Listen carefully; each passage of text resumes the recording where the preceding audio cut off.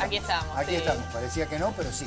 Sí, vamos a hablar finalmente del tema que veníamos anunciando, que es los proyectos de ley que se presentaron en estos últimos días para prevenir y sancionar el acoso verbal callejero, ¿no? Mal llamado piropo. ¿Sos de decir piropos vos en la calle? Era muy poquito, era poquito, pero yo quiero después instalar esto de lo que planteamos un poco en la apertura del programa. Estoy de acuerdo en lo que decís, pero bueno, presentemos el informe y después nos charlamos. Presentamos el tema.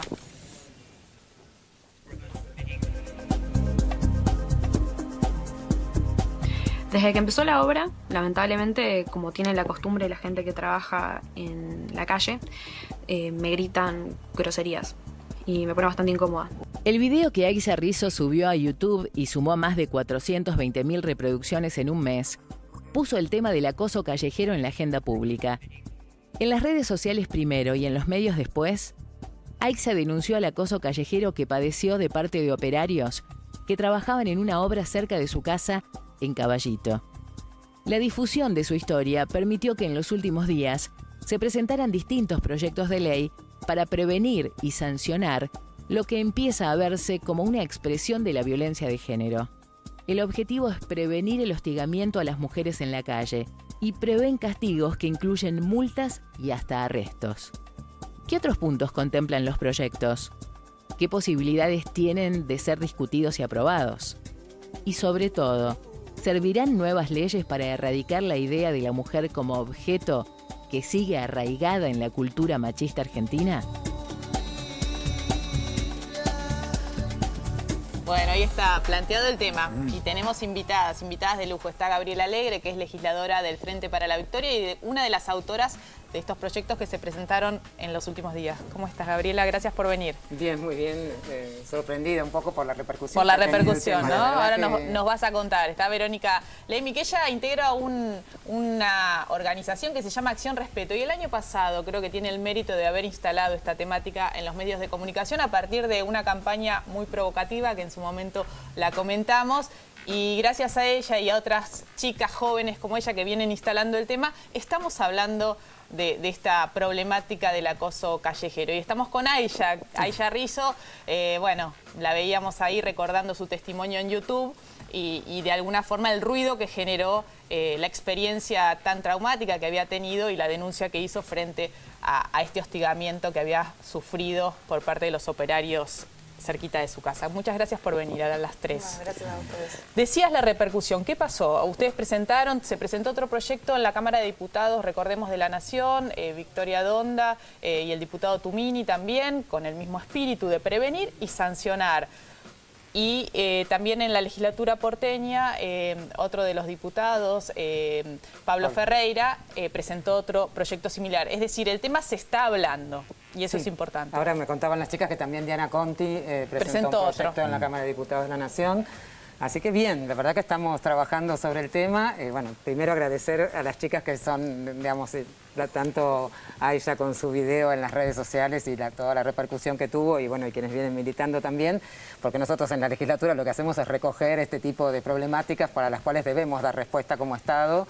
Y bueno, la verdad que yo les decía a las chicas, una vez que nos sentamos a estudiar el tema, dijimos, pero sí hay un montón de cosas que se pueden hacer. ¿Qué se puede hacer? Entonces, se puede hacer, generar campañas de concientización, digamos, de lo primero, lo más fácil, generar campañas de concientización, talleres a nivel educativo, que se trabaje el tema en todos los niveles de escolaridad de la Ciudad de Buenos Aires, generar avisos de lo que significa y, por otra parte, en los casos más graves, penalizar. Sancionar. Nosotros tenemos en el Código Contravencional la figura del hostigamiento, que, bueno, perfectamente se aplica, digamos, si los jueces tuvieran la voluntad y los policías, digamos, a quienes uno les lleva la denuncia, tuvieran la voluntad de aplicarlo, lo único que nosotros estamos proponiendo en nuestro proyecto de ley es que se haga un agravante cuando tiene connotación sexual el hostigamiento que se realiza, digamos, y tengamos en claro además, porque es lo más, yo quiero dejar muy en claro que no ridiculicen el tema, porque lo que hacen los hombres permanentemente y lo que hacen muchos medios de comunicación es llevar el tema que estamos prohibiendo el piropo, que no queremos que haya más levante, que como ahora, digamos, que no queremos recibir elogios. La verdad que no tiene nada que ver con eso, tiene que ver con esas situaciones de acoso, de ofensa,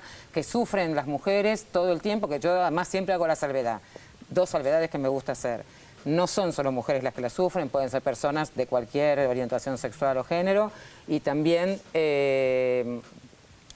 no son solo personas que trabajan en obras de construcción, porque se termina estigmatizando de que son los trabajadores los que más realizan este tipo de cosas, y es cierto que los hombres se envalentonan cuando están en banda, cuando están en grupo, esa es la situación, pero yo he visto muchachos por Libertador, por Palermo Chico, juntos una noche, y las chicas pasan y es realmente terrible el acoso que le realizan y las cosas que son capaces de decir, y son pibes que no son ni trabajadores, ni, digamos, esto es atraviesa cualquier clase social. Pero está muy estigmatizado en el tema de la obra en construcción y no es solamente en esos casos. Ahora digo,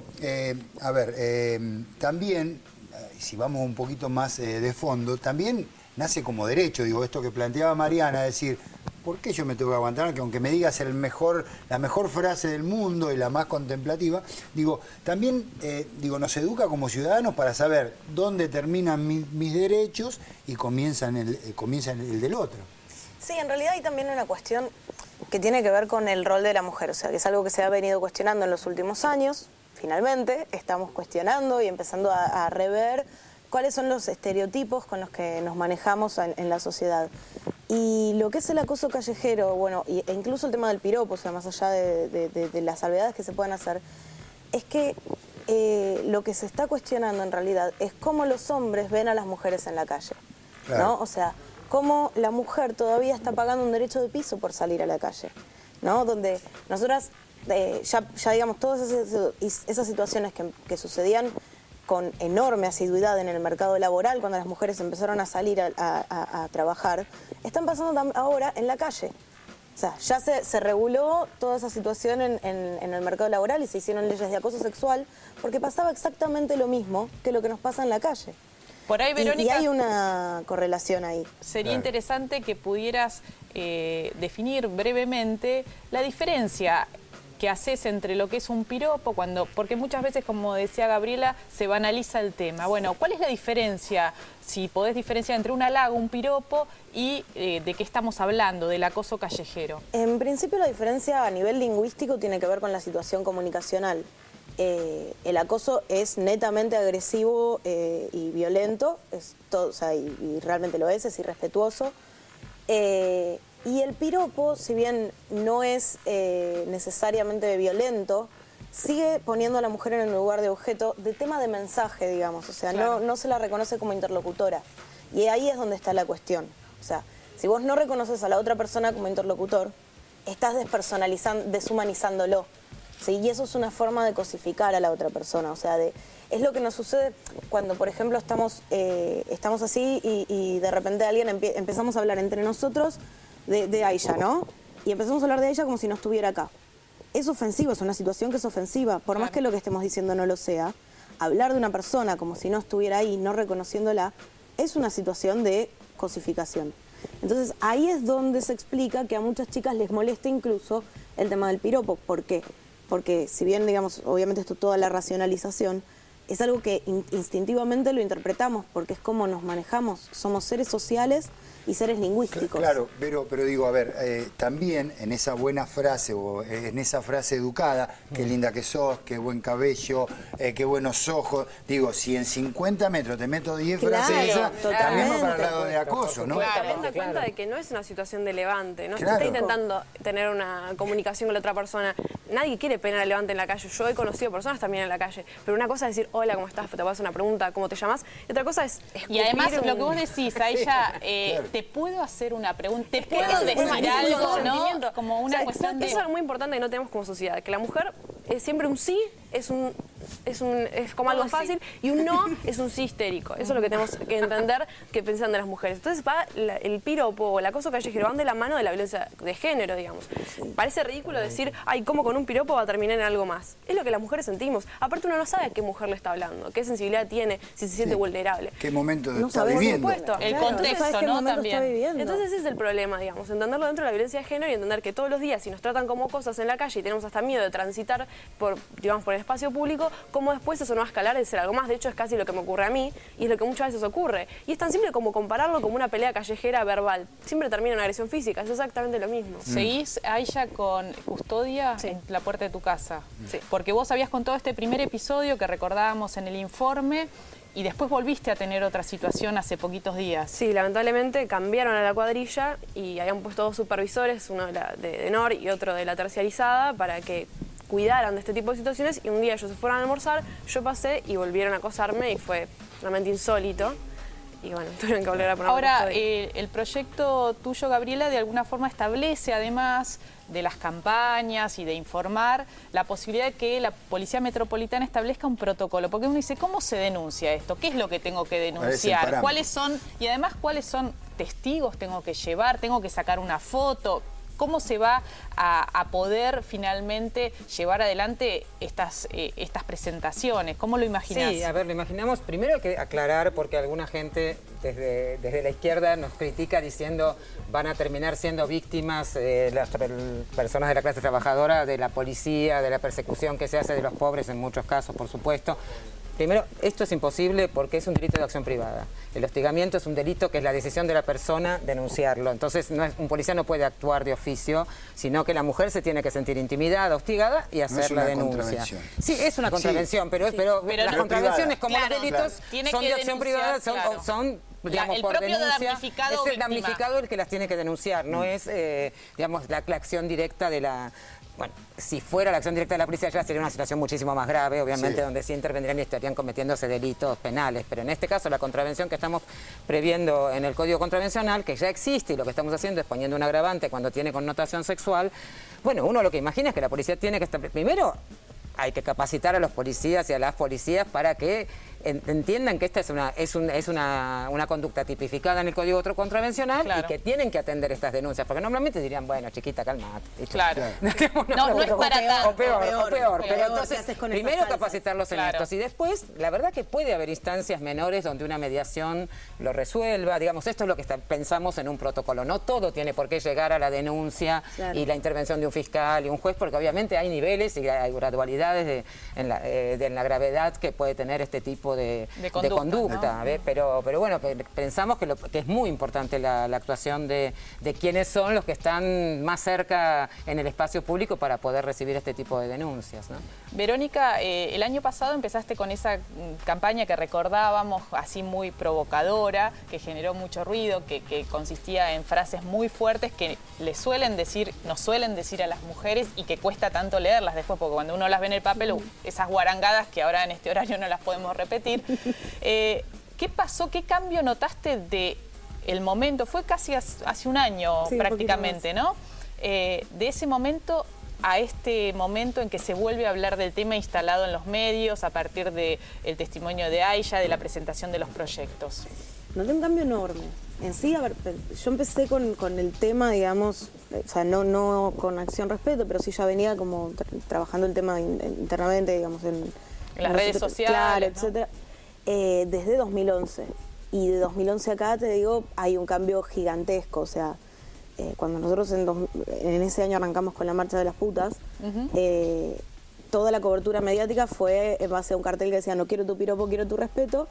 Y se banalizó no solo la marcha, sino la temática, donde de repente todos los medios lo cubrieron como la marcha contra los piropos, ¿no? Y toda la ridiculización que ya nos conocemos de memoria, y de repente, digamos, veo el cambio al 2015, donde directamente el año pasado, en las primeras entrevistas, ya nos estaban diciendo, o sea, los mismos periodistas diciéndonos cosas como que, bueno, pero el piropo también es acoso. Y no lo estábamos diciendo nosotros, o sea, lo estaban diciendo los periodistas. Habían hecho docencia ustedes. No sé cómo. De alguna forma, claro, uno incorpora esos conceptos, empieza a entenderlos y aplicarlos en la propia vida cotidiana de cada una, de sus hijas, de sus sobrinas. Esto se ve. Sí, es que es un cambio, o sea, es como que, yo siempre digo, es como que una vez que lo ves, no lo puedes dejar de ver, ¿no? O sea, con mi novio lo que pasó fue que cuando le conté me dijo, no, pero no puede ser que sea tan común. Ah, no, ven y camina. Vamos a caminar atrás de una chica. Hay que ponerse en los zapatos de otro. Claro, tenemos una chica acá adelante. Vamos a ir caminando a un par de metros de ella y vos mirá, no la mires a ella, mirá a los hombres alrededor. ¿Y qué vieron? ¿No? Y la piba iba pasando y las cabezas de los hombres hacían esto. Cada tipo que pasaba se daba vuelta, ¿entendés? Y ellos piensan quizás que son sutiles o que no nos damos cuenta, pero claro que nos damos cuenta. O sea, si vos vas caminando y alguien da vuelta a la cabeza cuando pasás, y son 3 personas y las 3 cabezas dan vuelta y vienen caminando de frente y empiezan a hacerle a diagonal y nos damos cuenta. Y cuando él vio eso, o sea, y realmente lo pudo ver porque, digamos, estaban mirando a los varones en lugar de mirar a la chica, que es algo que no pasa mucho en esta sociedad, o sea, es como que cada vez que hablamos de estos temas está toda la Siempre mirada puesta sobre la mujer. Y está muy naturalizado también, por eso Claro. nos cuesta tanto verlo. Totalmente. Yo Y cuando creo- lo empiezas a ver, no para. O sea, Me dejan porque Sí. tenemos una campaña que hicieron los famosos contra el acoso callejero. Bien. Tenemos fotos ahí para compartir. Tenemos ahí, mira, ¿ves? Ley contra el acoso callejero. Todos poniendo, que es bueno también porque... Y está bueno porque es una forma de comprometerse Gastón Sofrit, y ahí está. y una forma de enfrentar esta naturalización y la burla, ¿no? Que se ve Claro. muchas veces de quienes no quieren Claudia avanzar Lapaco, estamos viendo con ahí. el debate de estos temas. Está buenísimo. Está bueno. Que se Ricardo comprometan. Darín. Darín. Muy bien. Muchísimos, ¿eh? Ahora el tema es, se debatirá, hay proyectos en el Congreso, en la Cámara de Diputados de la Nación y en la legislatura porteña. Hace poquito, en marzo, se aprobó en Perú, que es una de las primeras leyes a nivel latinoamericano, justamente una ley que empieza por la prevención, ¿no? Por campañas, no incluye sanciones, eso lo dejaron para una segunda parte y me parece también como una forma interesante de entrarle al tema, ¿no? Sí, Cuando hay totalmente. tantas resistencias. Claro. Sí, a ver, en la legislatura de la Ciudad de Buenos Aires tenemos alguna resistencia, como vos bien decís, para el tratamiento de estos proyectos, porque, bueno, pensemos que somos parte, tanto Pablo Ferreira como, bueno, mi proyecto que acompañaron también otros diputados del Frente para la Victoria, somos parte de un interbloque de aliados, y la verdad que lo que estamos esperando es que se pronuncie el PRO al respecto, porque hasta ahora no antes. Está bien, estamos en una época electoral donde Claro. la legislatura se reúne poco, pero nosotros, la verdad que lo que esperamos es que tenga mucho impacto. Yo le decía a las chicas, bueno, armemos Hay que hacer ruido. visitas a la Claro. legislatura para hacer ruido y que realmente, porque es muy simple, la verdad que la ciudad, digamos, lo más fácil es atacar estos temas desde el lugar más, digamos, del espacio, que tiene más injerencia en el espacio público, en la intervención. Me parece que en la Ciudad de Buenos Aires tendría que ser, como fuimos pioneros en tantas leyes defensoras de los Claro, derechos. porque genera eso, ¿no? tendríamos También que- la repercusión a otras provincias, a otros lugares. Eso hablaba cuando empezábamos, me llamaron de todas las provincias que se te ocurran de la Argentina, nos llamaron de Brasil, de Colombia, de Ecuador, de Perú, digamos, de Estados Unidos, digamos, impresionante, de España, de Francia, digamos, la repercusión que tiene, un poco porque, bueno, el tema da lugar a cierto humor, a cierta burla, pero también porque hay muchísimo interés de parte de las mujeres. La verdad que sentimos que tocamos en un punto que es muy sensible y que donde faltaba que el Estado hiciera algo, evidentemente, ¿no? Qué bueno. Fue Ahí como está. una ola en un cierto sentido, ¿no? Porque arrancó Bélgica, después pasó Perú, después Chile, nosotros, y ahora... En Chile se está discutiendo en En este Chile se momento. está discutiendo en este momento y ahora parece que en México también lo están tratando. Nos juntaba hoy una de las chicas de Acción Respeto México que se juntó con los diputados y ya están empezando a planear ahí Ahí también. está. Muy Perfecto. bueno, muy bueno. Bueno, felicitaciones y gracias por el impulso que le dan a estos temas y nosotros acá nos hacemos eco.